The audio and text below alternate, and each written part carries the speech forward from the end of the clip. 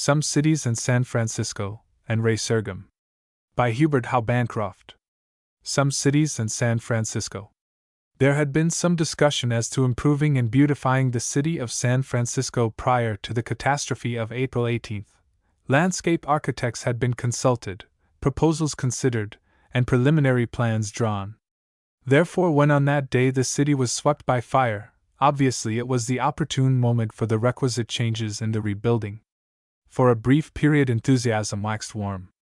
It helped to mitigate the blow, this fencing with fate.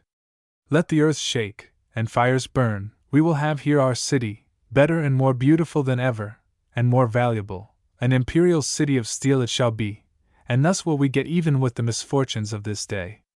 Reform in the rebuilding was needed, whatever should be the scale of beauty or utility decided upon. 50 years ago, the elevating influences of tasteful environment were not so highly appreciated as now, and all large cities are 50 years old or more. All large cities, as a rule, had their beginning with narrow, crooked streets and mean houses. In Europe and Asia there are aggregations of humanity whose domiciles have remained unchanged, one might almost say uncleansed, for hundreds or thousands of years, or ever since their mythical beginning, save only for the covering of the debris of dead centuries. These ancient towns, mostly offspring of feudalism, begun under castle walls and continued after walls and castle had crumbled, as their area enlarged, with some improvement, perhaps, in the suburban parts, still retained this patch of medievalism, until obliterated by war, or fire, or later by modern progress. Look at Edinburgh, for example.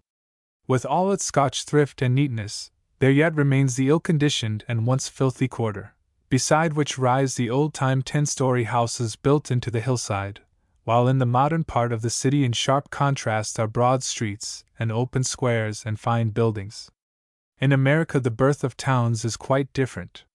Here are no plantings of trembling poverty under lordly walls, but bold pioneering, forecasting agriculture and commerce, no Babel building, with "Go to, let us build here a Cleveland or a Cincinnati," but rather, "Here for the present we will abide." If, however, serfdom and medievalism were absent in New World town planting, so also were aestheticism or any appreciation of the beautiful apart from the useful. Old cities require reconstruction to make them what modern taste and intelligence demand. Settlements in their incipiency are dominated by their sturdy founders, who usually have other things to think about than beauty and adornment. In this day of great wealth and wonderful inventions we realize more and more the value of the city to mankind, and the quality of the city as a means of culture. Cities are not merely marts of commerce, they stand for civility, they are civilization itself. No untried naked Adam in Eden might ever pass for a civilized man.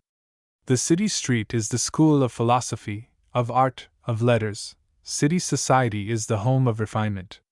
When the rustic visits the city he puts on his best clothes and his best manners. In their reciprocal relations the city is as men make it, while from the citizen one may determine the quality of the city. The atmosphere of the city is an eternal force. Therefore, as we value the refinement of the human mind, the enlargement of the human heart, we shall value the city, and strive so to build, and adorn, and purify, that it may achieve its ultimate endeavor. Civic betterment has long been in progress among the more civilized communities through the influence of cultured people capable of appreciating the commercial as well as the aesthetical value of art. Vast sums have been spent and great results accomplished, but they are nothing as compared with the work yet to be done, work which will continue through the ages and be finished only with the end of time. And not only will larger wealth be yet more freely poured out on artistic adornment, but such use of money will be regarded as the best to which it can be applied. For though gold is not beautiful, it can make beauty, even that beauty which elevates and ennobles, which purifies the mind and inspires the soul. Progress is rapid in this direction as in many others. A breach of good taste in public works will ere long be adjudged a crime. For already medieval mud has ceased to be fashionable, and the picturesque in urban ugliness is picturesque no longer. All the capitals of Europe have had to be made over, haussmannized, once or several times. Our own national capital we should scarcely be satisfied with as its illustrious founder left it. It is a hopeful sign amidst some discouraging ones that wealth as a social factor and measure of merit is losing something of its prestige, that it is no longer regarded by the average citizen as the supreme good, or the pursuit of it the supreme aim in life. There are so many things worth more than money, so many human aspirations and acquirements worthy of higher considerations than the inordinate cravings of graft and greed. Hoarded wealth especially is not so worshipful today as it was yesterday, while the beautiful still grows in grace, the beautiful and the useful, compelling improvement, always engendered by improved environment. Some cities are born in the purple, rare exceptions to the rule. San Francisco is not one of these. St. Petersburg, the city of palaces, of broad avenues and granite-faced quays, whose greatest afflictions are the occasional overflow of the Neva and the dynamite habit, was spoken into being by a monarch. Necessity stands sponsor for Venice, the beautiful, with her streets of waterways and airs of heavenly harmony, while nature herself may claim motherhood of Swedish Stockholm, brilliant with intermingling lakes, islands, and canals, rocks, hills, and forests, rendering escape from the picturesque impossible. Penn planted his Quakers about 1682, long before many of the present large cities in America were begun, yet Philadelphia was one of the few sketched in such generous proportions that little change was afterwards necessary to make it one of the most spacious of urban commonwealths. With this example before him came in 1791, more than a century later, the father of his country, who permitted his surveyors so injudiciously to cover the spot on the Potomac which he had chosen for the capital city of the Republic as to require much expensive remodeling later. Yet what American can drive about Washington now and say it is not worth the cost? Further, as an example, the repeated reconstruction and adornment of the national capital by Congress are priceless to the whole United States, the government therein bearing witness to the value of the beautiful. And if of value on the Potomac, is it not equally so at the portal of the Pacific? A few other cities there have been which have arisen at the command of man, potentate or pirate, besides those of the Quaker Penn and the Czar Peter, Alexandria, the old and the new, with Constantinople between, the first by order of the poor world conqueror, at the hand of the architect Dinocrates, 2 or 3 centuries before Caesar, Cleopatra, and Antony, but made fit for them and their chariots by streets 100 feet wide. The Danube is the mother of many cities, directing the destiny of nations, from the Iron Gate to the Golden Horn. Vienna has been made brilliantly modern since 1858. Beside the sufferings of Constantinople, our little calamity seems tame. 7 times during the last half-century the city has been swept by fire, not to mention earthquakes, or pestilence, which on one occasion took with it 300,000 lives. Yet, all the while it grows in magnificence faster than the invisible enemies of Muhammad can destroy it. But for these purifying fires the city would still be one of narrow, filthy streets and vile smells, reeking with malaria. The Golden Horn of the Bosporus possesses no greater natural advantages than the Golden Gate of San Francisco, nor even so great. The industrial potentialities of the former are not to be compared with those of the latter, while for healthful airs and charming environment we have all that earth can give, and therewith should be content. Cities have been made as the Marquis of Bute made Cardiff, by constructing a dock and ship canal, and converting the ancient castle into a modern palace. Many towns have been started as railway stations, but few of them attained importance. Steamboat landings have been more fortunate. Some cities owe their origin to war, some to commerce, and not a few to manufactures. Fanaticism has played a part, as in India and parts of Africa, where are nestings of half-savage humanity with a touch of the heavenly in the air.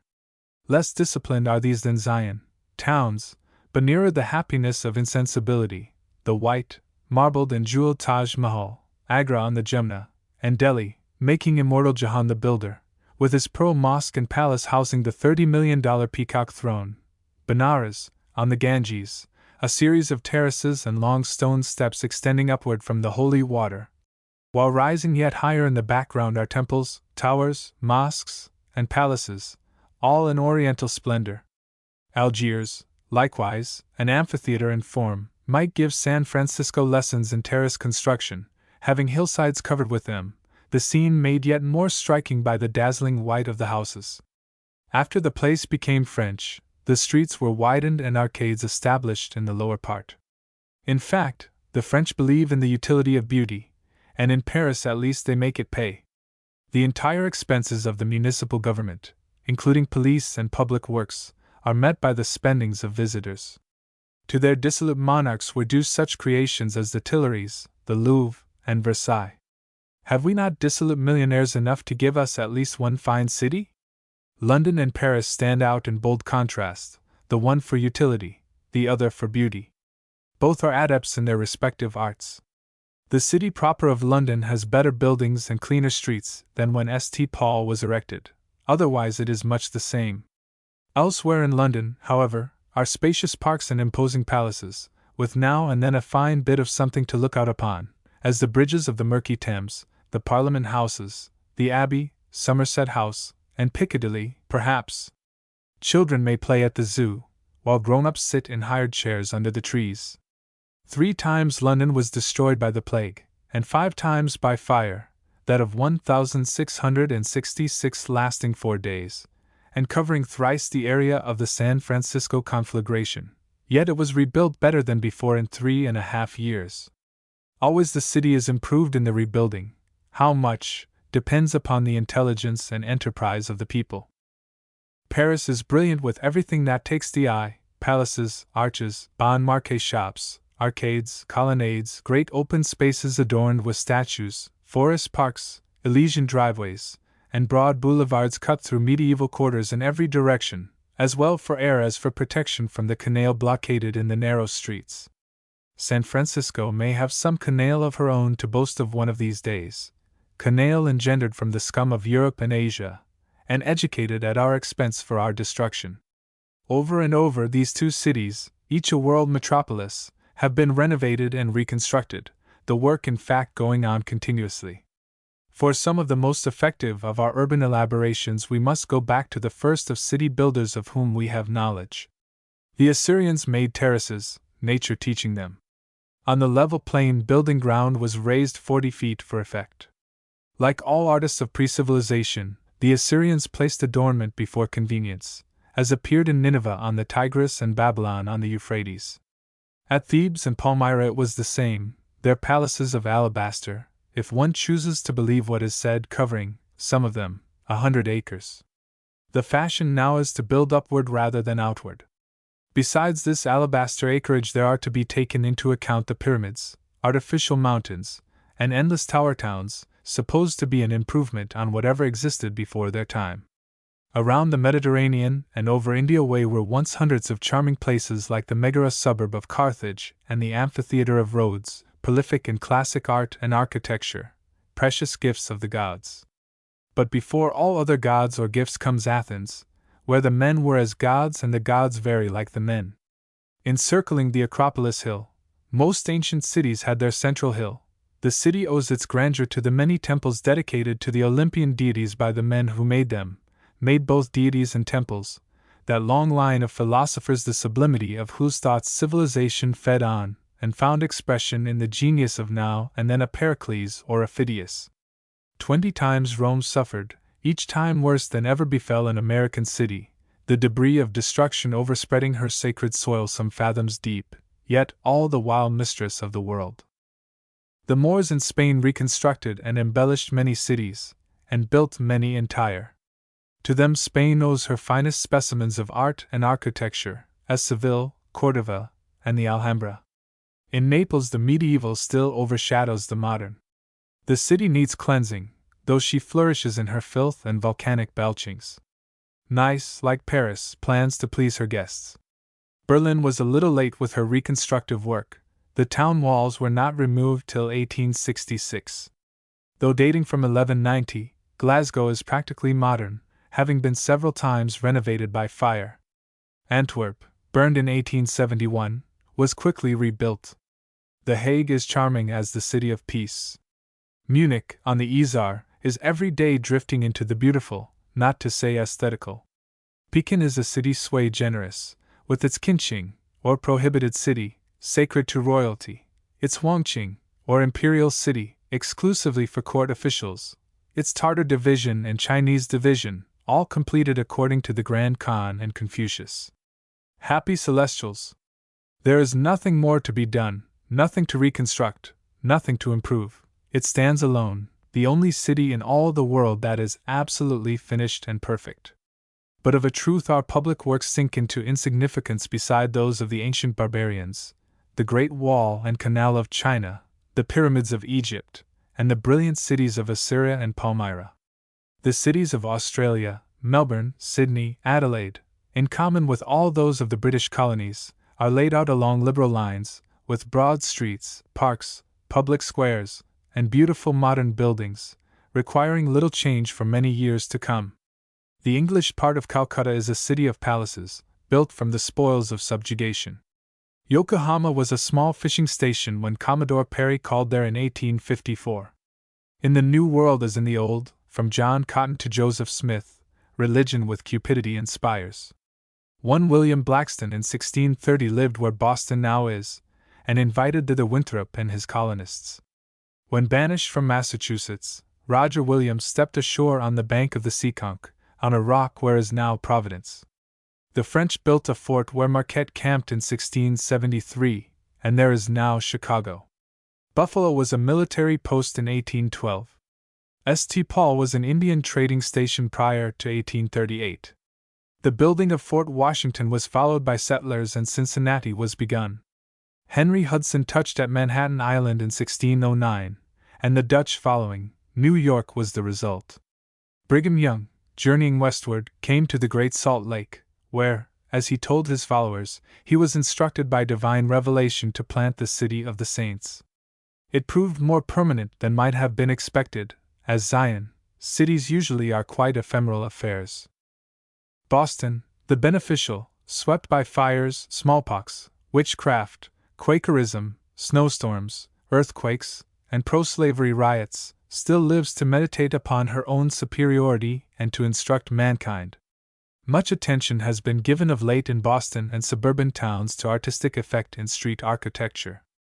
Until recently, New York has given but little thought to pleasing effects. Broadway was not broad, and Fifth Avenue was not striking. Of late, however, the city has become imperial, houses, parks, and driveways being among the finest in the world. New Orleans has survived at least a dozen great yellow fever crises since 1812, population meanwhile increasing 20-fold. After the enforced construction of the levee, the idea came to someone that the top of it would make a fine driveway, which in due time was extended from the river and bayous to the lake, thus becoming the most attractive feature of the place. Though not without natural attractions, Chicago was not made by or for her things of beauty. Beginning with low wooden houses along dirty streets, transformations were continued until systems of parks and boulevards with elegant edifices came into view, which shows that, however material the beginning of American towns may be, if prosperity comes, the aesthetical is sure to come with it. A contrast to Chicago may be found in St. Louis, for a long time trading post town and city, which would be of more importance now were her people of a different quality. Even her chronic calamities, tornadoes, floods, and epidemics, failed to rouse her energies, so that Chicago, starting later and under more adverse circumstances, outstripped her in every particular. Cleveland was laid out for a fine city, so that as she grew little alteration was found necessary. The streets are wide, 80 to 120 feet, Superior Street 132 feet, and so abundant is the foliage, largely maple, that it is called the Forest City. As an instance of modern aesthetic town construction, one might cite Denver, a western Yankee metropolis of ultra-refined men and women from down Boston way, breathing a nomenclature never so freely used before among mid-continent mountains, streets, schoolhouses, parks, and gardens, all alive with the names of New England poets, philosophers, and statesmen. Scarcely yet turned the half-century in age, few such charming cities as Denver have been made with fewer mistakes. San Francisco at her birth and christening had for godfather either prince nor priest, nor any cultured coterie. The sandy peninsula, on whose inner edge, at the cove called Yerba Buena, stood some hide and tallow stores and fur depots which drew to them the stragglers that passed that way, was about as ill-omened a spot as the one designated by the snake-devouring eagle perched upon an island cactus as the place where the wandering Aztecs should rest and build their city of Mexico. San Francisco's godparents were but common humanity, traders and adventurers, later gold seekers and pot politicians, intelligent, bold, and for the most part honest, few intending long to remain, few dreaming of the great city to arise here, few caring how the town should be made, if one were made at all. One was improvised and alcalde after the Mexican fashion, and 2 boards of aldermen were established after the New York fashion, and the high officials saw that they could now and then pick up a $25 fee for deeding a 50-vara lot, if so be they had on hand some 50 varas. They forthwith went to work to make them by drawing lines in front of the cove and intersecting them at right angles by lines running up over the hills, giving their own names, with a sprinkling of the names of bare-flag heroes, not forgetting the usual Washington and Jackson, leaving in the center a plaza, the cove in front to be filled in later. The streets were narrow, dusty in summer and miry in winter. Spanish-American streets are usually 36 feet wide.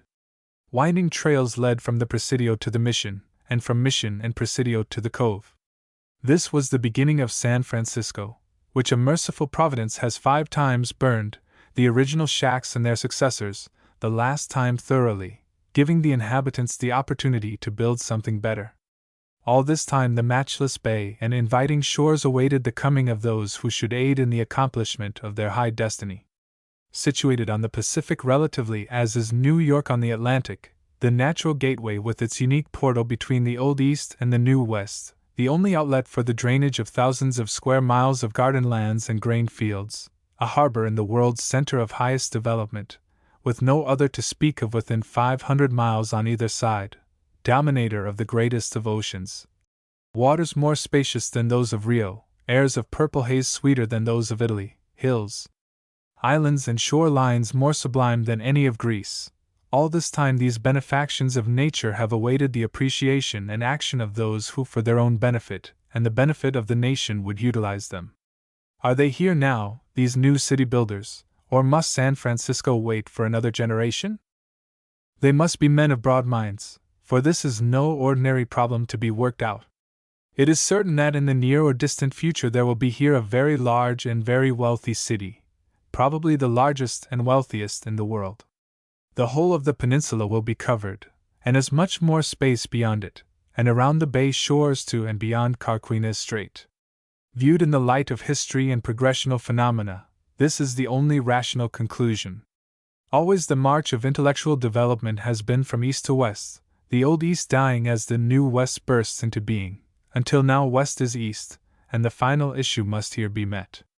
In the advent and progress of civilization there was first the Mediterranean, then the Atlantic, and then the Pacific, the last the greatest of all. What else is possible? Where else on this planet is man to go for his ultimate achievement? Conviction comes slowly in such cases, and properly so. Yet in forecasting the future from the light of the past cavillers can scarcely go farther afield than our worshipful forebears, who less than a century ago, on the floor of the United States Congress, decried as absurd settlement beyond the Missouri, ridiculed buying half a continent of worthless northwest wilderness, thanked God for the Rocky Mountain barrier to man's presumption, scouted at a possible wagon road, not to say railway, across the continent, lamented the unprofitable theft of California, and cursed the Alaska Purchase as money worse than thrown away. In view of what has been and is, can anyone call it a utopian dream to picture the Pacific bordered by an advanced civilization with cities more brilliant than any of the ancient East, more opulent than any of the cultured West? Rio de Janeiro. What have the Brazilians been doing these last decades? Decapitating politically dear Dom Pedro, true patriot, though emperor. He came to me once in my library, pouring out his soul for his beloved Brazil. They abolished slavery, formed a republic, and modernized the city. They made boulevards and water drives the finest in the world. They cut through the heart of the old town a new Avenida Central, over a mile in length and 110 feet wide, lining it on either side with palatial business houses and costly residences, paving the thoroughfare with asphalt and adorning it with artistic fixtures for illumination, the street work being completed in 18 months. Strangling in their incipiency graft and greed, after kindly dismissing Dom Pedro with well-filled pockets for home, these Portuguese brought out their money and spent hundreds of millions in improving their city, with hundreds of millions left which they have yet to spend. Thus did these of the Latin race, whom we regard as less Bostonian than ourselves. With this brief glance at other cities of present and other times, and having in view the part played by environment in the trend of refining influences, and remembering further, following the spirit of the times, that nothing within the scope of human power to accomplish is too vast, or too valuable, or too advanced for the purpose, it remains with the people of San Francisco to determine what they will do. It is not necessary to speak of the city's present or future requirements, as sea water on the bills, and fresh water with electric power from the Sierra, seawall, docks, and waterway drives, widened streets and winding boulevards, embellished hillsides and hilltops, bay tunnels and Union Railway Station, bay and ocean boating and bathing, arches and arcades, park strips or boulevards cutting through slums, and the nests of filthy foreigners bordered on either side by structures characteristic of their country. All this and more will come to those who shall have the matter in charge. The pressing need now is a general plan for all to work to this, and taking the reconstruction of the city out of politics, and placing it in the hands of responsible businessmen. If the people and government of the United States will consider for a moment the importance to the nation of a well-fortified and imposing city and seaport at San Francisco Bay, the importance to the Army and Navy, to art and science, to commerce and manufactures, of the effect of a city with its broad surroundings, at once elegant and impressive, upon the nations round the Pacific and on all the world, there should be little trouble in its accomplishment. And be it remembered that whatever San Francisco, her citizens and her lovers, do now or neglect to do in this present regeneration will be felt for good or ill to remotest ages. Let us build and rebuild accordingly, bearing in mind that the new San Francisco is to stand forever before the world as the measure of the civic taste and intelligence of her people. Resurgam. The question has been oftener asked than answered, why Chicago should have grown in wealth and population so much faster than St. Louis, or New Orleans, or San Francisco. It is not enough to point to her position on the lakes, the wide extent of contributory industries, and the convergence of railways. Other cities have at their command as great natural advantages with like limitless opportunity. As to location, city sites are seldom chosen by convention, or the fittest spots favored. Chicagoans assert that a worse place than theirs for a city cannot be found on the shores of Lake Michigan. New York would be better up the Hudson, London in Bristol Channel, and San Francisco at Carquinez Strait. Indeed, it was by a Yankee trick that the sand-blown peninsula secured the principal city of the Pacific. It happened in this way. General Vallejo, Mexican commandante residing at Sonoma, upon the arrival of the new American authorities said to them, "Let it bear the name of my wife, Francesca, and let it be the commercial and political metropolis of your Pacific possessions, and I will give you the finest site in the world for a city, with state house and residences built and ready for your free occupation." And so it was agreed, and the general made ready for the coming of the legislature. Meanwhile, to the American alcalde, who had established his rule at Yerba Buena, a trading hamlet in the cove opposite the island of that name and nucleus of the present San Francisco, came Folsom, United States Army captain and quartermaster, to whom had been given certain lots of land in Yerba Buena, and said, "Why not call the town San Francisco, and bring hither ships which clear from various ports for San Francisco Bay?" And so it was done. The fine plans of the Mexican general fell to the ground, and the name Benicia was given to what had been Francesca. A year or two later, with 500 ships of the gold seekers anchored off the cove, not all the men and money in the country could have moved the town from its ill-chosen location. Opportunity is much the same in various times and places, whether fortuitous or forced. More men make opportunity than are made by it, particularly among those who achieve great success. Land being unavailable, Venice the Beautiful was built upon the water, while the Hollanders managed to live along the centuries below sea level. The builders of Chicago possessed varied abilities of a high order, not least among which was the faculty of working together. They realized at an early date that the citizens and the city are one. Whatever of advantage they might secure to their city would be returned to them by their city fourfold. "Oh, I do love this old town!" one of them was heard to exclaim as, returning from the station, His cab paddled through the slushy streets under a slushy sky. He was quite a young man, yet he had made a large fortune there. "It's no credit to us making money here," he added. "We couldn't help it. So citizenized, what should we expect if not unity of effort, a willingness to efface self when necessary, and with intense individualism to subordinate individual ideas and feelings to the public good? In such an atmosphere rises quickly a new city from the ashes of the old, or a fairy creation like the Columbian Exposition. Imagine the peninsula of San Francisco covered by a real city equal in beauty and grandeur to the Chicago sham city of 1893. The typical West American city builder has money, created, not inherited, wealth. But possession merely is not enough, he gives. Yet possessing and giving are not enough, he works, constantly and intelligently. The power which wealth gives is often employed in retarding progress when the interests of the individual seem to clash with those of the commonwealth. It is always lessened by the absence of respect for its possessor. But when wealth, intelligence, honesty, and enthusiasm join hands with patriotism, there must be progress. Time and place do not account for all of Chicago's phenomenal growth, nor do the distance from the world's centers of population and industry, the comparative isolation, and the evil effects of railway domination account wholly for San Francisco's slow growth toward the end of the century.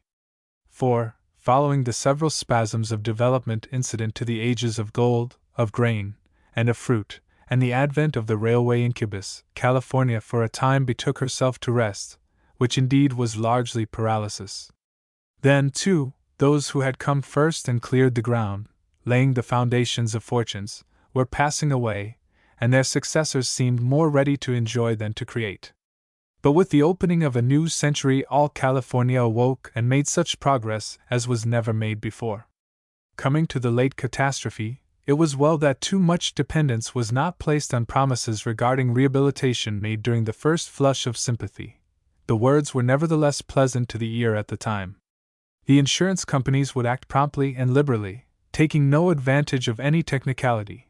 Congress would remit duties on building material for a time, and thus protect the city builders from the extortions of the material men. The material men roundly asserted that there should be no extortion, no advance in prices, but, on the contrary, all other work should be set aside and precedence given to San Francisco orders. Eastern capitalists were to cooperate with the government in placing at the portal of the Pacific a city which should be a credit to the nation and a power in the exploitation of the great ocean. None of these things came to pass. Indeed, it was too much to expect of poor human nature until selfishness and greed are yet further eliminated. Never to be forgotten was the superb benevolence which so promptly and so liberally showered comforts upon the poor, the sick, the hungry, and the houseless until it was feared that the people might become pauperized. But that was charity, whereas business is business. The insurance companies, themselves stricken nigh unto death, paused in the generous impulse to pay quickly and in full and let the new steel city arise at once in all its glory. They began to consider, then to temporize, and finally, with notable exceptions, to evade by every means in their power the payment of their obligations. The loss and the annoyance thus inflicted upon the insured were increased by the uncertainty as to what they should finally be able to do. Congress likewise paused to consider the effect the proposed remission of duties would have on certain members and their lumber and steel friends. Thus 100 days passed by, and with some relief 50 more. Outside capital was still ready, but San Franciscans seemed to have sufficient for present needs. Capital is conservative and Californians independent. Even from the government they never asked much, though well aware that since the gold discovery California has given 100-fold more than she has received. Her people were accustomed to take care of themselves, and managed on the whole to get along. A general conflagration was not a new thing. 4 times during gold-digging days San Francisco was destroyed by fire, and each time new houses were going up before the ashes were cold. True, there was not so much to burn in those days, but it was all the people had. There was not so much to rebuild, and there were no insurance companies to keep them back. San Francisco would be grateful, and it would be a graceful thing for the government to do, to keep away the sharks until the people should get their heads above water again, not as charity, but for the general good. The exaction of duties on lumber from British Columbia was simply taking money from the San Francisco builders and thrusting it into the plethoric pockets of the Puget Sound people, who at once advanced their prices so as seriously to retard building and render it in many cases impossible. Even as I write, word comes of another advance in the price of lumber, owing to the apathy at Washington and elsewhere, after twice before raising the price to the highest limit. Meanwhile, in and around the burned district, traffic never ceased. The inflow of merchandise from all parts continued. Upon the ashes of their former stores, and scattered about the suburbs, businessmen established themselves wherever they could find a house to rent or a lot to build upon. Shacks were set up in every quarter, and better structures of 1 or 2 stories were permitted, subject to removal by order of the city at any time they should appear to stand in the way of permanent improvement. Some business houses were extinguished, but other and larger ones arose in their stead. Rebuilding was slow because of the debris to be removed and the more substantial character of the permanent structures to be erected. Around the bay continues the hum of industry. The country teems with prosperity. Never were the services of the city needed so much as now. There are no financial disturbances. Money is easy, but more will be required soon. Claims are not pressed in the courts. Any San Francisco bonds thrown upon the market are quickly taken by local capitalists. Customs receipts are larger than ever before, and there is no shrinkage at the clearinghouse. Land values remain much the same.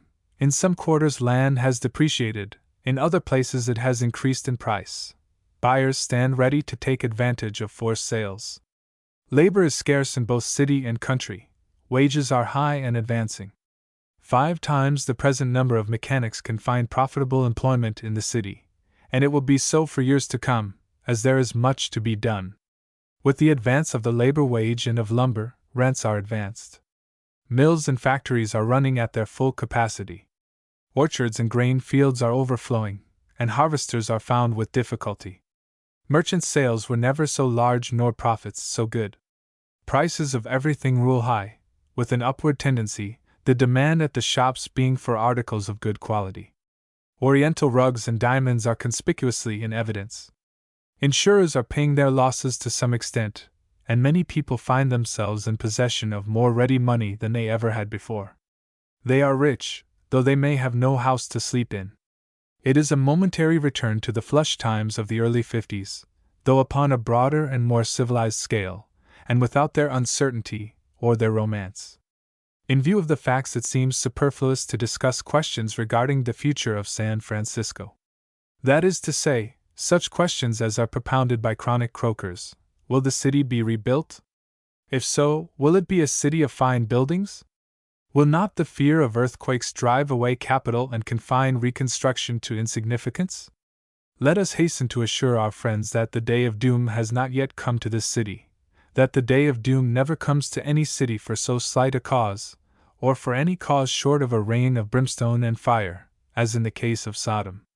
Whether of imperial steel or of imperial shacks, whether calamities come in the form of such temblors as are here met occasionally in a mild form, or in the far more destructive form of hurricanes, floods, pestilence, sun, striking, and lightning, so common at the East and elsewhere, and from which San Francisco is wholly free, there will here forever be a city, a large, powerful, and wealthy city. Every part of the earth is subject at any time to seismic disturbance, and no one can truthfully say that California is more liable to another such occurrence than any other part of the United States. Indeed, it should be less so, the earth's crust here having settled itself, let us hope, to some centuries of repose. Never before has anything like this been known on our Pacific seaboard. Never before, so far as history or tradition or the physical features of the country can show, has California experienced a serious earthquake shock, that is to say, one attended by any considerable loss of life or property. Nor was the earthquake of April last so terrible as it may seem to some. Apart from the fire, there was not so very much of it, and no great damage was done. The official figures are 266 killed by falling walls, 177 by fire, 7 shot, and 2 deaths by ptomaine poisoning, 452 in all. The property damaged by the earthquake is scarcely worth speaking of, being no more than happens elsewhere in the world from other causes nearly every day. It would have been quickly made good and little thought of it but for the conflagration that followed. Compare San Francisco casualties with those of other cities. 266 deaths as the result of the greatest calamity that ever happened in California. Not to mention the floods, fires, and cyclones common to St. Louis, Chicago, Galveston, and all mid-continent America, the yellow fever at New Orleans and along the southern shore, or the 25,000 deaths from cholera in New York and Philadelphia in less than 25 years, or the loss of 1,000 ships on the Atlantic coast in the hurricane of August 1873, not to mention the many extraordinary displays of vindictive nature, take some of the more commonplace calamities incident to most cities, except those along the Pacific coast. Every year more people and more property are destroyed by lightning, floods, and windstorms on the Atlantic side of the Rocky Mountains than are affected by earthquakes on the Pacific side in 100 years. Every year more people drop dead from sunstrokes in New York, Baltimore, Philadelphia, and other eastern cities than are killed by earthquakes in San Francisco in 1,000 years, so far as we may know. Yet men and women continue to live and build houses in those cities without thought of running away. Nor can California claim the whole even of United States earthquakes. In 1755 all New England was shaken up, and Boston housetops and walls were set dancing, the horror coming in with a roaring noise like that of thunder, as the record has it, and then a swell like the roaring sea. And yet, and notwithstanding the great fire later, the city still shows vitality, the people are not afraid, and property is valuable. And so in regard to New York and London and all cities. In Missouri, in 1811, the earth shook almost continuously for several months along a stretch of 300 miles, throwing up prairies into sand hills and submerging forests. Chicago and New York, and all the country between, were visited by earthquakes in 1870. Then there are Virginia and the Carolinas, Alabama, Texas, and Colorado. There is not a state in the Union that has not had a touch of well-authenticated earthquakings at some time in its history. To one who knows the people and the country, the people with their magnificent energy and ability, their indomitable will and their splendid courage, the country with its boundless natural wealth and illimitable potentialities, the city, key to the Golden Gate, which opens the east to the west and west to east, the bay, mistress primeval, through which flows the drainage of 600 miles in length of interior valley, the garden of the world, to one who has here lived and loved, assisting in this grand upbuilding, thoughts of relinquishment, of lesser possibilities, of meaner efforts, do not come. What would you? If there is a spot on earth where life and property are safer, where men are more enterprising and women more intelligent and refined, where business is better or fortunes more safely or surely made, the world should know of it. The earth may tremble now and then, but houses may be built which cannot be destroyed. Fires are liable to occur wherever material exists that will burn, but fires may be controlled. As for the city, its life and destiny, there is this to be said. The few square miles of buildings burned were not San Francisco, they were only buildings. Were every house destroyed and every street obliterated, there would still remain the city, with its commerce, its manufactures, its civilization, a spiritual city if you like, yet with material values incapable of destruction, an atmosphere alive with cheerful industry, also land values, commercial relations, financial connections, skilled laborers and professional men, and 100 other like souls of things.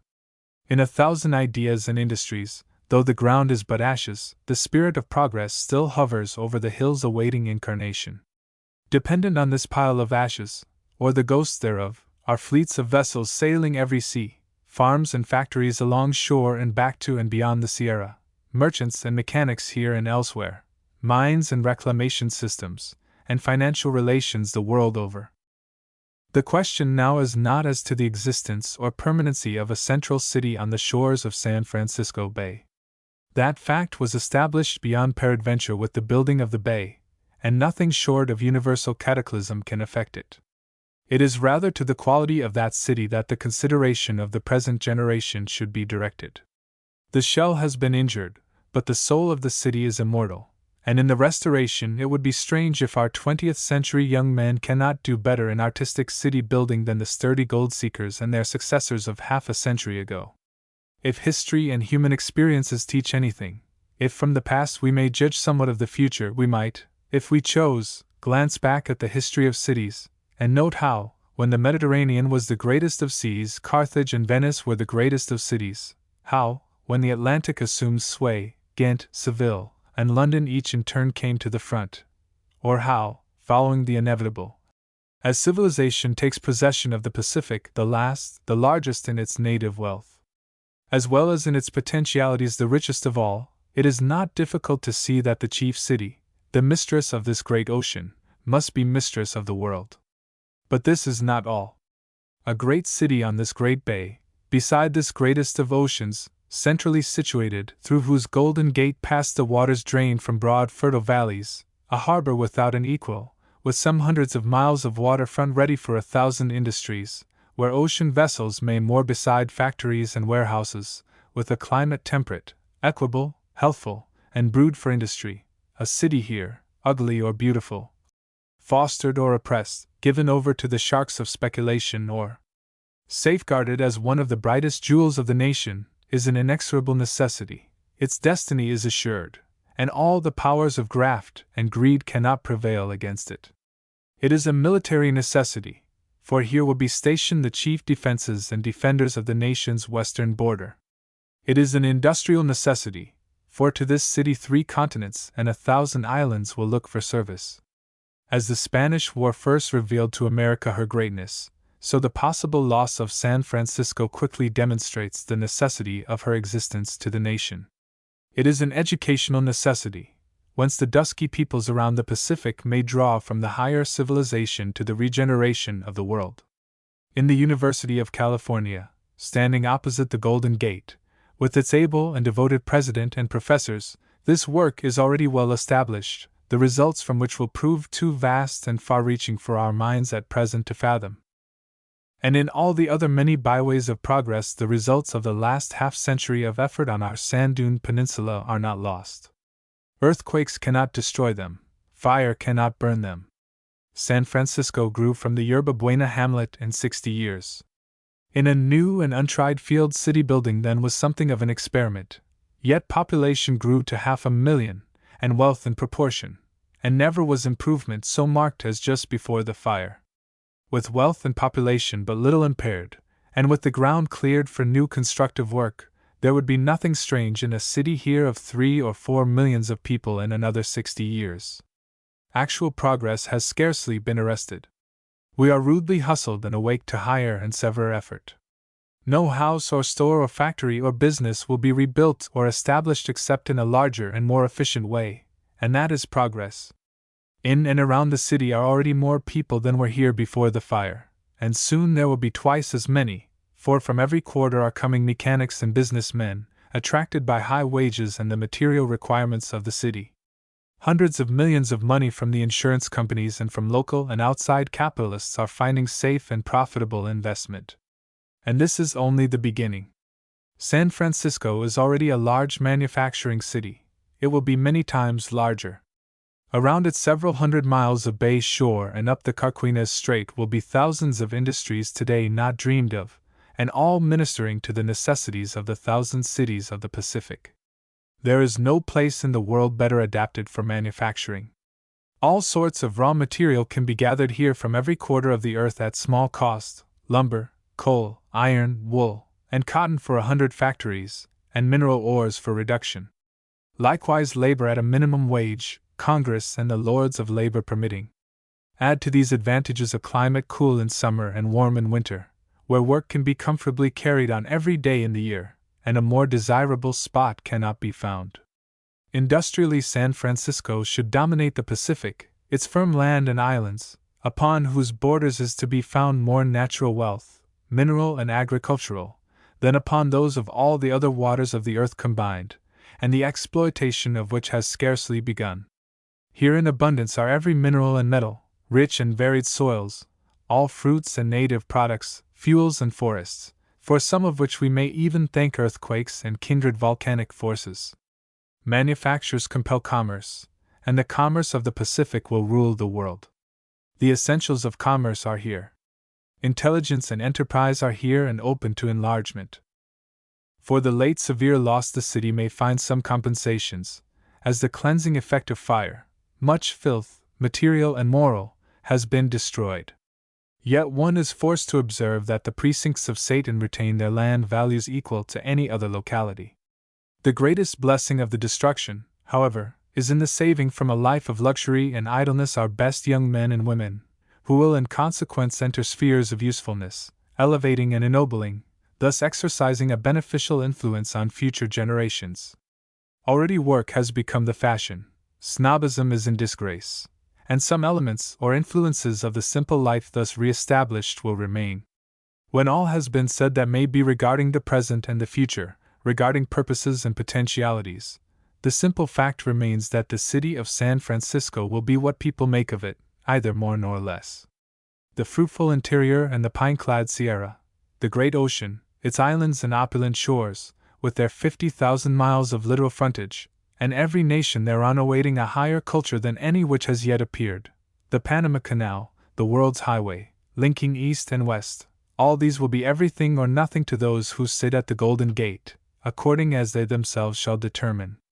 For the glory of a city is not altogether in its marble palaces and structures of steel, though these have their value, but in its citizens, its men and women, its men of ability, of unity, of energy, and public spirit, and its brave and true women. And has not this city these? Surely, if in the late catastrophe all that is noble, benevolent, and self-effacing did not appear in every movement of our people, then no such qualities exist anywhere. The manner in which they rose to meet the emergency argues well for the city's future. Before the calamity was fairly upon them, they sprang to grapple it, and ward it off so far as possible. It was owing to them and to the military that the city was saved from starvation, anarchy, and disease. It also speaks well for men so severely stricken to be the first to send aid to a similarly stricken city, the metropolis of Pacific South America. All this leads us to the highest hopes for the future. What we need most of all is a centralization of mechanical industries around the shores of this bay. Let everything that is made be made here, and the requirements of all the peoples facing this ocean here be met. The Panama Canal will be a blessing or a curse to California in proportion as she rises to the occasion and makes opportunities. Manufactures and commerce tell the whole story. Let us have the city beautiful by all means, it will pay.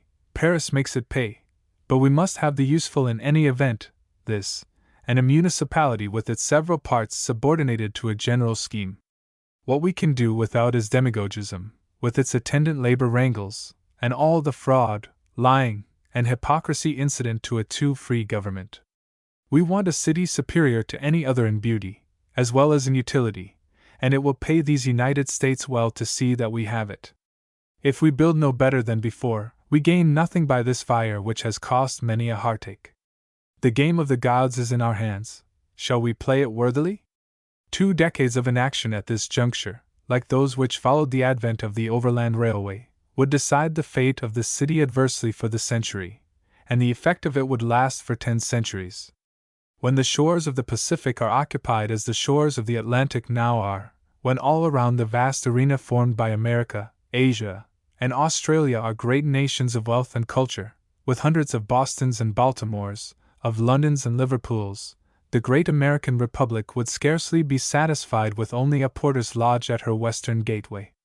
It is not much to say that the new city will be modern and up to date, with some widened streets and winding boulevards, gardens banging to the hillside, parks with lakes and cascades, reservoirs of sea water on every hilltop, public work and public service, street cars, telephones, and lighting being of the best.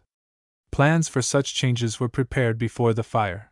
They can be extended and carried out with greater facility since the ground has been cleared from obstructions.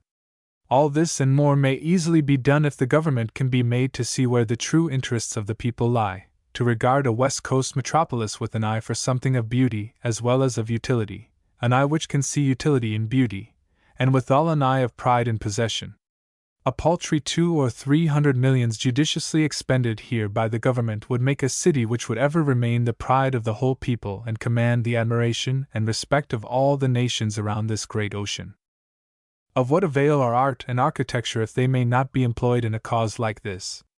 Here is an opportunity which the world has never before witnessed. With limitless wealth, with genius of as high an order as any that has gone before, with the stored experiences of all ages and nations, what better use can be made of it all than to establish at the nation's western gate a city which shall be the initial point of a new order of development? Away back in the days of Palmyra and Thebes, the rulers of those cities seemed to understand it, if the people did not, that is to say, the value of embellishment. And had we now but one American Nebuchadnezzar, we might have a Babylon at our Pacific seaport. For a 6 months' World's Fair, any considerable city can get from the government 5 or 10 millions.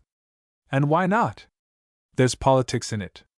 Can we not have some of those politics for a respectable West Coast city?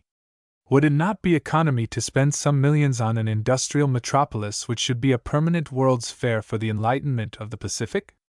The nation has made its capital beautiful, and so established the doctrine that art, architecture, and beautiful environment have a value above ugly utility. May we not hope for something a little out of the common for the nation's chief seaport on the Pacific, a little fresh gilding for our Golden Gate? The End.